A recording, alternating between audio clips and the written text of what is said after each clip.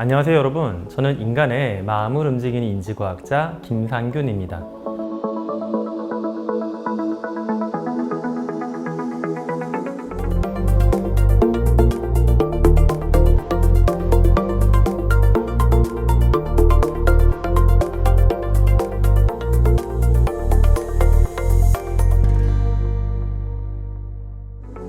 오늘 제가 메타버스 시대, 메타버스의 세상으로 여러분들을 모시고 여행을 함께 가볼까 합니다. 특히 이제 메타버스 중에서도 오늘 함께 하시는 분들이 다 교사, 선생님들이니까 교육이 어떤 변화를 맞고 있고 앞으로 또 어떤 우리 고민을 해봐야 될지 그런 부분을 중심으로 펼쳐볼까 합니다. 자, 근데 사실 이쯤에서 메타버스가 무엇인지 한번 짚고 넘어가야 될 것 같습니다.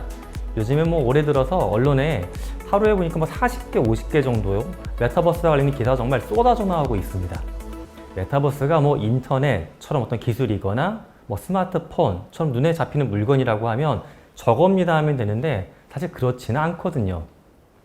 메타버스, 오늘 제가 여러 개의 예를 들어드리겠지만 초반에 한번 정의를 해보겠습니다. 저는 메타버스를 이렇게 생각을 합니다. 우리가 아바타로 살아가는 또 다른 세상, 이걸 저는 메타버스라고 이야기를 드리겠습니다.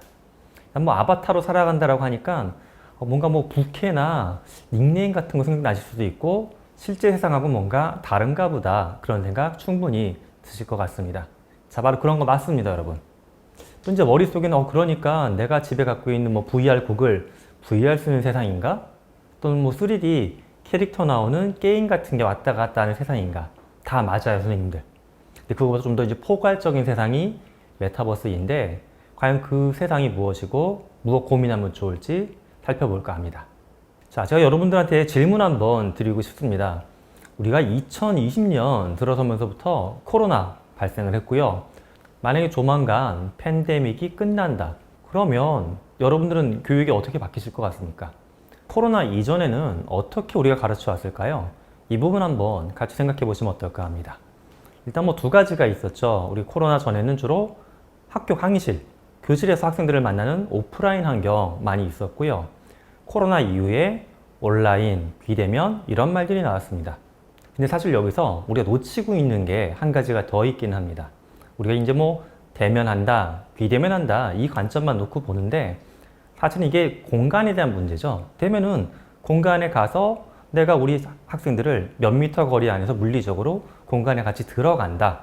비대면은 물리적으로 몇 미터가 아니라 수십 킬로, 수백 킬로미터 밖에 존재한다는 공간에 대한 특성이 있고요.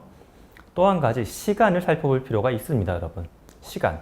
코로나 이전에는 주로 우리가 교실에서 우리 아이들 만난다. 대부분 실시간 수업하셨을 것 같아요.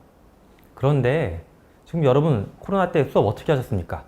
사전에 영상 같은 거 녹화해서 어디 서버에다 올려놓으면 우리 아이들이 필요할 때 들어가서 공부를 하기도 했죠. 때로는 실시간으로 줌이나 웹엑스와 같은 화상회의용 소프트웨어 같은 거 써가지고 수업을 한 분들도 많이 있었습니다. 자, 이렇게 놓고 보게 되면 공간이 온라인이냐 오프라인이냐 그리고 시간이 실시간이냐 비실시간이냐 이 두 개의 축을 놓고서 우리는 크게 보면 학생들과 네 가지 방법 중에 무언가를 통해서 만나왔던 겁니다. 자, 코로나 이전엔 주로 오프라인에서 실시간으로 만나왔고요. 코로나가 넘어오면서 많은 교육이 사전 녹화량이 좀 증가하면서 온라인에 비실시간이 늘어났습니다.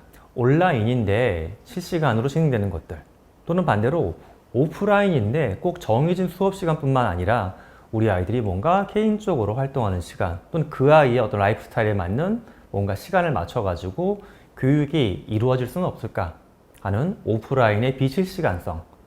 사실은 이 모든 책임을 저나 우리 선생님들 개인이 알아서 해야 될 문제다. 제가 그렇게 보는 건 아니에요.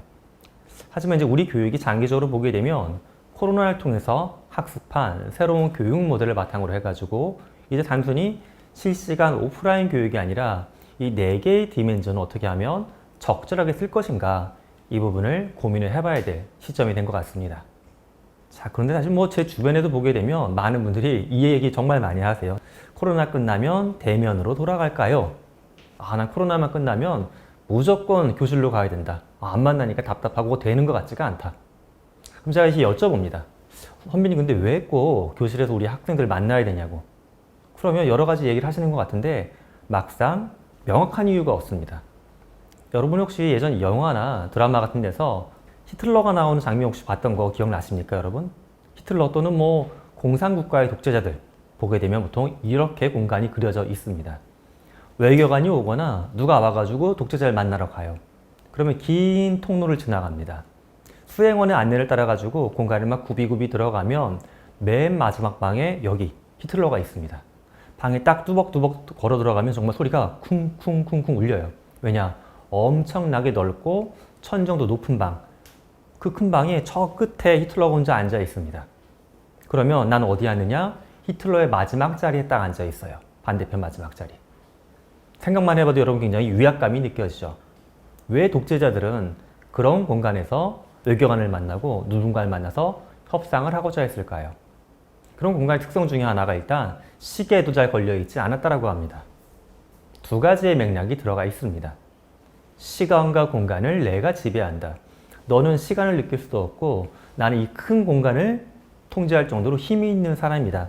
이걸 알려주는 심리학적 수단으로 시간과 공간을 그렇게 지배했던 겁니다. 물론 뭐 이렇게 극단적인 디자인이 되어 있는 건 아니지만 제가 일하는 대학의 강의실만 봐도 사실은 비슷한 면이 많이 있습니다.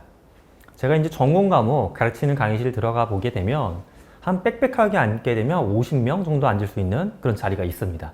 어른들, 대학생들 50명이 앉을 수 있는 공간이고 제가 이제 교탁이라고 해서 한 바닥에서 20cm, 30cm 정도 띄어진 큰 테이블, 뭐 발판 같은 게 있어요. 거기 위에 올라서가지고 저는 강의를 합니다. 강의실 뒤에는 시계가 딱 걸려 있어요. 저는 시계를 보면 이렇게 이야기를 하고 있죠. 어떻게 보게 되면 조금 전에 말씀드렸던 히틀러가 사용하는 공간과 시간의 개념, 저한테 주어진 모든 조건이 전 닮은 부분도 많이 있다고 봅니다. 그렇기 때문에 학생들 수업을 하는 순간 저한테 잘 토를 안 달죠. 제가 권력을 갖고 있는 거잖아요. 권력이란 게 그냥 단순해가지고 저는 서 있고 그들이 다 앉아 있죠. 권력이 저한테 집중이 됩니다. 반면에 예전 우리나라 사극을 보게 되면 왕이 혼자 앉아 있고 넓은 대전에 신하들은 양옆에 도열해가지고 서 있죠. 2시간, 3시간 회의를 꼼짝하지 않고 서가지고 참여를 합니다. 바로 거기서 권력이 나오는 겁니다.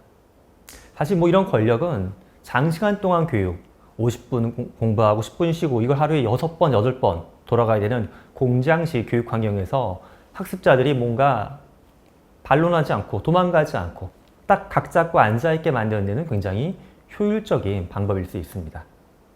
하지만 저는 과연 이런 방법, 이렇게 각 잡고 앉아서 통제받는 교육 환경이 과연 교사인 나뿐만 아니라 우리 학생들의 미래에도 도움이 될지에 대해선 커다란 의문을 갖고 있습니다. 사실 메타버스는 여기에 엄청난 도전을 하고 있는 겁니다. 오프라인 공간, 시간과 공간을 교육자, 교수자가 다 지배할 수 있는 환경에서 시간과 공간에 대한 통제권을 교사가 내려놓는 것. 이게 메타버스에서 가장 크게 발생하는 현상이 될 것 같습니다.